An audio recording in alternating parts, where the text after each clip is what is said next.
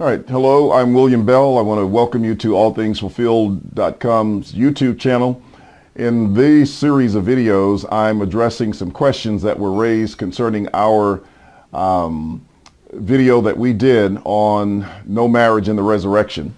And these questions were from a gentleman that was inquiring for additional information, so I wanted to share them with you. Also, I want to let you know about the Memphis Eschatology Conference, where we have a series of DVDs and also, let's turn that the right side up. Okay, a series of DVDs on about 13 lessons, and these lessons are done by myself. There are about 6 lessons on DVD from myself. There are 3 lessons from Don Preston, and also there are 3 lessons from Holger Neubauer, and then we have question and answer sessions. So you've got quite a few lessons here. That's about 12 lessons with a Q&A session in addition to that. And you can get these by going to our website and ordering them, but they are great lessons on It's About Time. We cover the last days, the end of the world. In 2 Peter 3, we talk about the fullness of the Gentiles, the salvation of Israel, the Great Tribulation, matters related to the eschatological spirit, the time of the parousia, the kingdom of God, and more. So make sure that you take advantage of this offer and get your copies of these tapes, and we'll save you some money on some shipping when you order it if you mention that you saw them on this particular video. Now let me go ahead and address this second question. The second question is related to evolution. He says, is a full preterist at least in some way okay with believing in evolution if death, that is physical, is not a result of the fall? Well, I suppose that the suggestion is that we've got, billions of years or something maybe going on before the creation of man, which I reject. But even if that is not the case, is evolution a part of the process? I would strongly say no, that I do not believe in any way that evolution is a plausible paradigm. There will always be some form of mutation of individuals within a species that does not require billions of years to form due to the environment, sometimes due to chemicals. And as a result of that, there may be changes in the bodies.